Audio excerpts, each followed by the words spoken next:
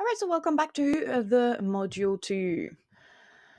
Today's lesson is looking at the key muscle for split stability and mobility. So we had a look already in the previous lesson. Yeah, so we already have a bit of an idea of what muscle we are going to discuss. But by now you've already learned in lesson 1 what strength is essential, how passive stretching alone is not the solution, and how to work on your strength phases for your flexibility training. So now let's have a look at the key muscle groups again in terms of controlling the split. So you can have a look at, if you had this question sometimes about why do you feel wobbly or off balance, feeling tightness in some areas but weakness in others, and what muscle should we actually be training to improve your flexibility. So obviously we did the assessment beforehand in the previous module, so you know already what you need to work on. So in this lesson we are going to look again a little bit more in depth at the muscle that are working on your splits, how to train the muscle for flexibility and control, and why weakness in certain areas can lead to misalignment and plateaus. So let's break it all down. The three muscles group also require obviously mobility in the hamstring and hip flexors, strength in the glutes, adductors, and core, and alignment and stability to prevent injury. So let's go muscle by muscle again.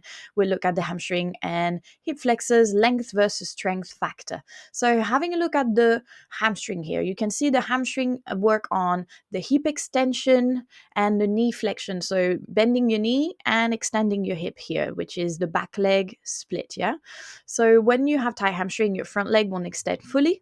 And if you have weak hamstring, you won't be able to have the strength to control the flexibility in lowering phase, but also you are going to struggle with extending that hip as well.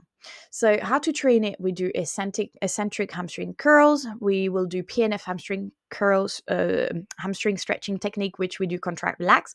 You will find this a lot into the classes that you have to do, into the practice, and isometric split hold. So all those three techniques you will find in the classes that I have recorded that you need to do in the program. The hip flexors here is your back leg extension and a big stabilizer.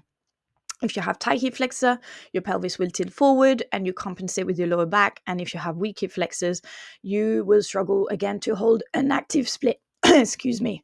So you are going to have a bit of an issue as well extending that back leg, and you are going to have a bit of an issue extending the front leg because it's not going to flex properly. So it will limit a lot of your alignment as well.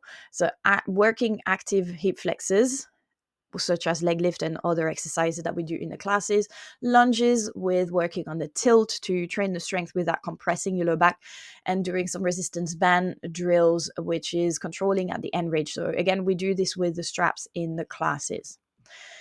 With the glutes and adductors, they control the pelvis and the alignment of your body. So the glutes are obviously the powerhouse of hip stability, especially glute max and medius.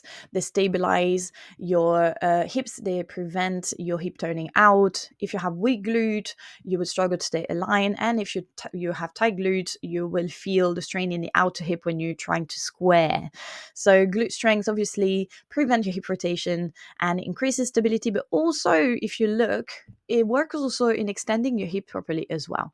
So obviously you can train it with good glute bridge, split hold, leg raises, working also into any movements that would be in the program to strengthen your glutes, and doing some lateral work to walks to work on your stability. These also are valid for your straddle and your actual middle splits as well. And finally, the adductors here in the thighs connection, they help with over rotation. If you have weak adductors, you might be feeling a wobble and your knee might be caving in. And when it's tight, your splits will feel also unstable as well. And you might be struggling with turning out properly. So adductor strength ensure that your legs stay in position without external support. And here we are training it through seated straddle leg lift, inner thigh squeeze with the machines, and outer thigh squeeze with machines as well, and also isometric adductor hold, so stabilizing some pelvic control exercise as well. Everything that we do in the classes. So also this is valid just as much for your scissor split as it would be valid for your middle splits as well, which might be coming in a next course very soon. And lastly, let's have a look at your core. So the spinal engagement, your core engagement and spinal alignment. So your core is obviously controlling all of the your stability when you go into your split. So it's not just about abs and your transverse abdominis, your obliques work very, very hard to keep you stabilized into your splits. If you have tight lower back, your pelvis won't stay neutral. And if you have a weak core, your lower back will overarch. So both are not exclusive. Yes, if your lower back overarch, that will actually create also tightness in your lower back. The core engagement prevents compensation patterns and it will help you control your position. So how to train it? Obviously, if you do aerial, you might already working on that by doing some lower body holds, dead bugs, and planks. But we also do work when we do the classes and the strength training. You will find in the program that we do a bit of core and to make sure that we keep working on that stability. So how they work together, hamstring and hip flexor control the length and the depth. The glutes and adductor, they keep the hips aligned and prevent instability. And your core maintains your pelvic neutrality and protect your spine from being compressed. If one of this muscle group is weak or tight, your splits will obviously suffer. So obviously the goal of strength-based flexibility is to make sure that all of these muscles work together optimally. So this is what we've learned in this lesson, how the hamstring and hip flexor determine your splits depth, how the glute and adductor stabilize, how your core control everything from your stability and the spinal alignment to prevent compensation, and how strengthening all of these muscles will make you safer and stronger and more sustainable in your flexibility practice.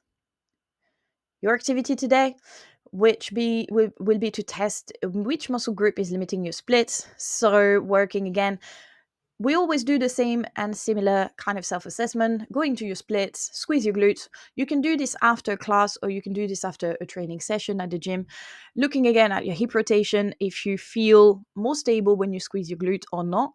If you lift your front leg off the floor while you're seated, can you do good leg lifts? Again, you can do this into an aerial class as well, how high you can also do lift your legs, and if you feel your hamstrings shake. And again, do some plank leg lifts. Those are really good to feel your core working without arching the back. So pay attention to that. When you're in a plank, are you collapsing your pelvis forward and down towards the floor? Are you able to lift a leg and feel your hamstring and your glutes engaging while keeping the pelvis neutral? Have a look at that, film yourself. Feel free to send it to me if you need a bit of feedback, and then take notes on which tests were the hardest, and this will guide you into what to do next. Last lesson that we are going to look at this module this time is understanding progressive overload. So why flexibility plateaus happen, how progressive overload applies to your flexibility training, the same way as strength training will in the gym, and how to integrate isometric, eccentric, and active flexibility drills. So I will see you in the final lesson of this module.